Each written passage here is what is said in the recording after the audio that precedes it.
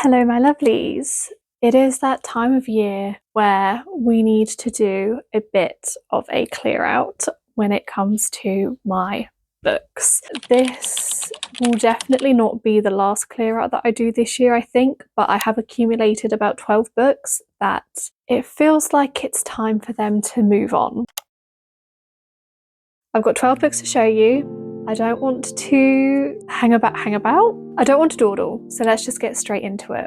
Now, most of these are books that I have read and I either don't intend to read them again or I DNF them and have no intention of picking them back up. The first one that falls into that latter category is Old Flames and New Fortunes by Sarah Hoggle. Now, I had such high hopes for this book. It sounded so light-hearted and fun and whimsical with magic realism, and it had like the perfect rom-com vibes. And I've heard of Sarah Hoggle as an author before. A lot of people seemed to really love her stuff, so again, I was very, very hopeful. I think I got about 100 pages in, maybe not even that. And I just found it so cringe. I found it so cringy that I could not get along with the writing. I just didn't click with the characters. I didn't feel like the plot line, the romance plot line, was unraveling organically. It just felt very cheesy, cringy, a little bit childish. Like I just did not gel with it. But I know like people do like Sarah Hoggle's work. I think, what is it? Yeah, You Deserve Each Other, I think is one that a lot of people seem to really love. I just didn't click. It just didn't work. But I think there is definitely an audience out there for this book. I'm just not it. It's just not me. The next book again falls into that DNF category that I was quite disappointed by, and that is Really Good Actually by Monica Hazy. I had, again, quite high hopes for this book. I hadn't really heard much about it, but the cover is what drew me in. And then when I read the back, I really thought I was going to be able to connect and relate to our main character. I got a good chunk of the way through. I think I got like a good 50%, maybe more. And I just decided like, I just need to DNF it. I really did not like our protagonist. What was her name? Maggie. I really, really did not like our main character whatsoever. I thought she was very woe is me. Like, don't get me wrong, she's having a bit of a crappy time going through a divorce at a relatively young age, and her life just isn't going the way that she planned, but she just felt very self-sabotagey, but not like very aware of self-sabotage, if that makes sense. I really didn't like her. I thought she was really unlikable, and I don't know if that was really the point. I don't think she was supposed to be unlikable. I think she was meant to be relatable, and I didn't relate to her. I just found her quite annoying, frustrating, like rude. Like I just didn't like her, and I didn't relate to her. I wasn't really sympathetic towards her and her situation. It just, didn't click with me. But there's someone that I work with that really liked this book, so again, I know there is an audience out there for it. I'm guessing it's just not me. Okay, this next book I read years and years and years ago, and it's a book that I am tempted to come back to maybe at some point in the future, but not anytime soon. The Night Circus by Erin Morgenstern. I think I read this book too young. I think this was a little bit too much for my brain at the time. I was young when I read this, maybe like 13, I want to say. First published in 2011, so I think I was about 13 when I read this, and I know people adore this book. And I remember when I did read it at the time, I kind of understood why, but the writing of it is very flowery and elegant, and I think it just went over my head, so I couldn't appreciate the literature for what it was at the time, and I've just never had the desire to pick it up again. I might do in the future, but just not anytime soon. Again, I know this is a very beloved book. It's up there with people's kind of favourite book of all time, but I have so many other books on my radar that picking this back up just is not a priority for me. And I just feel like there are people out there that would genuinely love and enjoy this book more than me. So that is why it is on the DNF.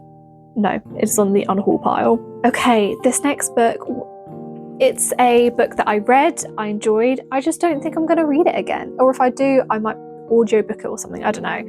But that is The Ex-Hex by Erin Morgenstern. Again, I know this is such a popular book. So many people love it. It's a very good autumnal read if you want cozy, witchy, rom-com vibes.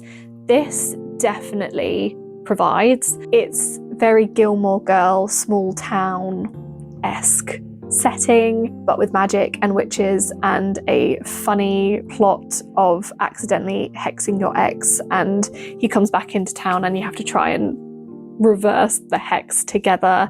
It's second chance romance. It was a fun time. I think when I read this though, I had COVID and I was trying to read it to try and bring myself back up, but I had COVID brain, so I couldn't really, I think, enjoy it as much as I would have done.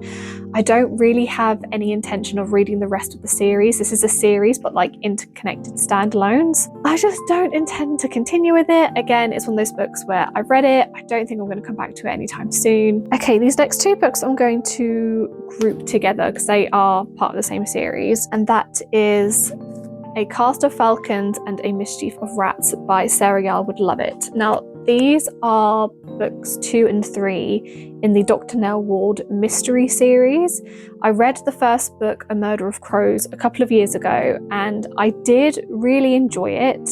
These books have just been sitting on my shelf for a couple of years, and I'm just not finding the incentive to pick them up. I loved the idea of the cozy small town mystery series like your Agatha Christie's. And what intrigued me to these is our main character. She's not a detective, she's an ecologist, and she uses her ecology skills to help solve mysteries. And that really appealed to me because at the time when I picked these up, I was at university studying wildlife conservation and doing a lot of ecological study. I like the first one, I just don't really see the need for more. I don't know, I might pick these up again at some point in the future, I'm not too sure. Okay, these next ones are kind of bittersweet to be letting them go, but I think it's something that needs to be done. We have got Caraval and Legendary by Stephanie Garber. These are the first 2 books in the Caraval trilogy. I do have a reading vlog, I think, on Caraval. I don't know if I have one on Legendary though.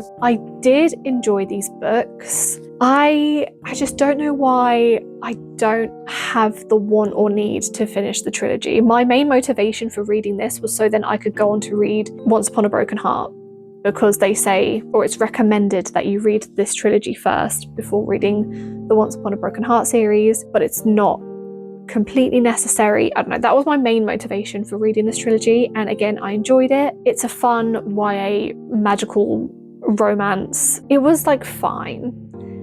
And I don't know, just don't have the incentive to finish the trilogy. And I have no intention of rereading them either. Again, I think there is somebody out there who would enjoy this a lot more than me.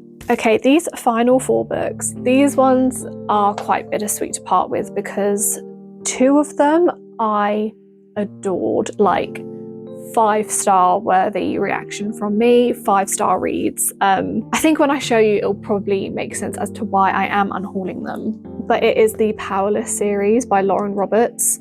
I've read Powerless, Powerful and Reckless, and I DNF'd Fearless. If you're quite prevalent in the BookTok space and the BookTube space, you are probably aware of the controversy that is surrounding this series and this author. And I started this series before I was aware of the controversy. I read Powerless and I enjoyed it. Like, it was good, but it wasn't anything that I hadn't read before. But I enjoyed it enough to want to kind of continue with the series. I read Powerful, and I have a reading vlog on Powerful and Reckless. And these 2 books, Powerful and Reckless, I loved them like so much. I had an incredible reading experience with them. But then after reading those, I came across the controversy. At first, the controversy mostly revolves around the first book of the series, and what I had said previously was I want to kind of finish the series and see for myself if Lauren Roberts was able to find her own voice.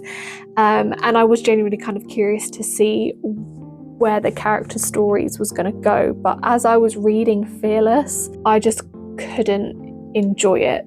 Just having what I know in the back of my head, I just couldn't enjoy it, and it really did just leave a sour taste in my mouth. I do think that the chances of me, one, reading the rest of the series, because I know there's another novella that's out, or rereading the series, it's not gonna happen. I just don't feel right keeping these books, endorsing them. I won't go into detail. There are so many videos about this series and this author that you can definitely check out and get lots of information on and come to your own conclusions.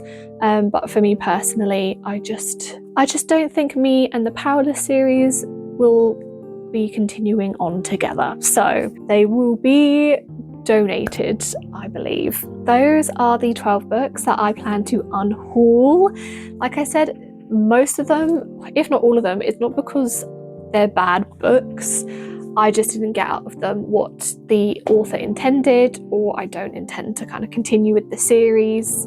That is everything for today. This is definitely a shorter video, which I'm not used to doing, but hey ho, I still hope you enjoyed. Now that I've unhauled some books, let me know down below if you've got any book recommendations that I can fill those spaces up, even though I actually maybe don't do that, because I really don't need to go and buy more books.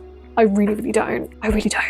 Maybe instead let me know of any books you've recently unhauled and why. That would actually be really interesting to find out. Thank you so much for watching. I really hope you enjoyed, and I really hope to see you in the next video.